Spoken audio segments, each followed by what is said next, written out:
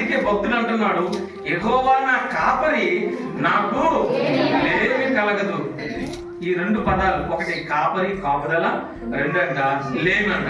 ఈరోజు ఈ కొద్ది నిమిషాలు ఈ కాపరి గురించి, అదేవిధంగా ఈ లేమి గురించి, దీని పరిస్థితి ఏంటో కొద్ది నిమిషాలు మనం అందరం ధ్యానం చేద్దాం. ఈ కాపుదల గురించి ఒకసారి మనం చూసినట్లయితే 2వ రాజుల గ్రంథము 6వ అధ్యాయము 17లో ఒక మాట ఉంది. 2వ రాజుల గ్రంథము 6వ అధ్యాయము 17వ వచనం, యెహోవా వీడు చూచినట్లు దయచేసి వీడి కండ్లను తెరవమని ఎలీషా ప్రార్థన చేయగా యెహోవా ఆ పనివాని కండ్లను తెరిచివేసెను. ఒక్క నిమిషం చూసారా, ఎలీషా చుట్టూరు సైన్యం ఉంది. ఈ సిరియా రాజు అంట ఎలీషా అనే ప్రవక్తని వీళ్ళందరూ లాక్కుని రండి అని చెప్పేసి గొప్ప సైన్యాన్ని పంపించాడు. పంపిస్తున్నప్పుడు సహప్రవక్త ఉంటాడు కదా ఎలీషా దగ్గర, అనుకుంటున్నాడు. ఆయన చూశాడు, కోట బయట చూస్తే మొత్తం పట్టణం కోట చుట్టూరట గొప్ప సైన్యం ఉన్నదంట. ఈ సైన్యం చూసి భయపడి వచ్చి ఎలీషా చెప్తున్నాడు, అయ్యా నా ఎల్లుడు వాడా, మొత్తం చుట్టూరు సైన్యం వచ్చేసింది, భయం వేస్తుంది, మనం ఇంకా ఏం చేయాలో అర్థం కావలేదని చెప్పేసి ఎలీషాతో చెప్తున్నప్పుడు ఎలీషా ఏమన్నాడు తెలుసా, నీకు కనిపిస్తున్నది గొప్ప సైన్యం, కానీ నాకు కనబడుతున్నది మహా సైన్యం. దేవుని స్తోత్రం, హల్లెలూయా. అయితే నాకు కనబడటం లేదు. అప్పుడు ప్రార్థన చేస్తే ఆ సహప్రవక్త యొక్క కనులు తెరిస్తాక చుట్టూరంట అగ్ని రథములు, అగ్ని గుర్రాలతో సైన్యం ఉందన్న. దేవుని స్తోత్రం. దేవుని కాపుదల ఉంటే అలా ఉంటారు. మనిషి జీవితంలో దేవుని కాపుదల అంట ఓ గొప్ప మహా సైన్యంతో ఉంటదంట. మనం అనుకుంటా ఉంటాం, ఇగో నీ చీకటి గుండా వెళ్తా ఉన్నానే, ఇగో నీ పేదరికం గుండానే వెళ్తున్నానే, ఇగో ఈ జబ్బులు గుండా, ఈ వ్యాధులు గుండా నేను వెళ్తానని, నాకు సహాయం ఎవరు లేరు అని ఒకవేళ అనుకుంటున్నావేమో, కానీ అంట మన చుట్టూరు మహా సైన్యం ఉంది. దేవుని స్తోత్రం, హల్లెలూయా. మహా సైన్యం మన చుట్టూరు ఉందని నమ్మగలిగితే ఎక్కడికైనా ఏ ప్రాంతానికైనా వెళ్ళిపోతాం. దేవుని స్తోత్రం, హల్లెలూయా. భయపడిపోతా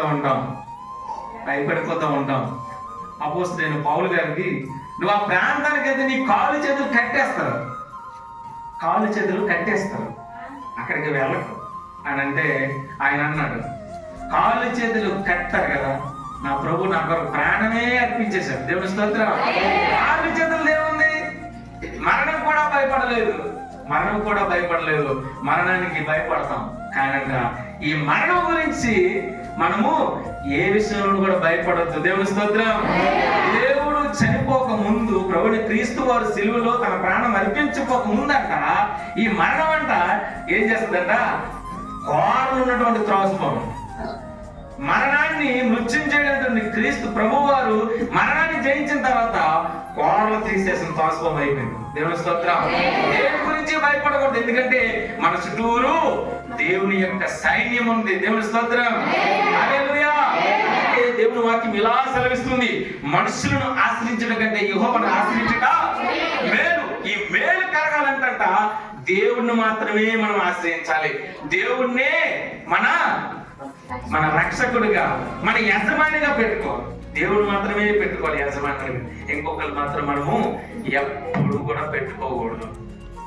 ఒక అడవిలో ఒక సింహం వెంట పడుతుందంట ఆవుని. వెంట పెడుతుంటే ఈ ఆవు పరుగులెడతా ఉందంట, ఈ సింహం వెనకాతలు కూడా పరిగెడుతుందంట. ఆవు ప్రాణాలను కాపాడుకోవడానికి పరిగెడుతుంది, సింహం అంట ఆకలి తీర్చుకోవడానికి పరిగెడతా ఉందంట.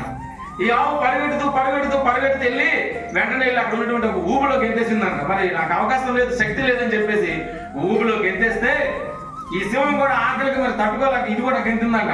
సింహం అక్కడ పడ్డదంట, ఆవు ఇక్కడ పడ్డదంట. ఆవు చూస్తా ఉంది, కదులుతా ఉంది, సింహం కదులుతా ఉంది. మెల్లమెల్లగా లోపలికి దిగిపోతుంది పెద్ద ఊబరి. ఈ లోపల దిగిపోతున్నప్పుడు అప్పుడు ఆవు అన్నదంట, ఎలా ఇద్దరం చనిపోతాను కానీ నీకు ఒక మాట వేస్తాను, ఒక ప్రశ్న వేస్తాను, చెప్తావా? చెప్పు. ఈ అడవిలో నీకెవరైనా యజమానుడు ఉన్నాడా? నేనే సింహాన్ని, నేనే ఎరకంతటికి రారాజు, ప్రతి పక్షులు కానీ జంతువులు కానీ ప్రతిది కూడా నా మాట వినాలి, నేనే యజమానుని అన్నాను. అవునా? అయితే నా యజమానుడు ఎవరున్నాడు తెలుసా? అదిగో నా కన్ను పట్టుకొని పరుగులెత్తుకుంటూ నన్ను కాపాడడానికి పరుగులెత్తుకుని వస్తున్నాడు. యజమానుడు లేకపోవడం వల్ల నీ దురదృష్టము, యజమానుడు ఉండడం వల్ల నా అదృష్టం. దేవుని స్తోత్రం. హల్లెలూయా. దేవుని యజమానుడిగా నువ్వు పెట్టుకున్నట్లయితే నువ్వు ఏ ఊరిలో పడిపోయినా సరే, ఏ పేదరికంలో పడిపోయినా, ఏ జబ్బులో, ఏ రోగంతో నువ్వున్నా సరే, దేవుడు ఆ ఊబిలో నుంచి లేవనెత్తడానికి సిద్ధంగా ఉన్నాడు.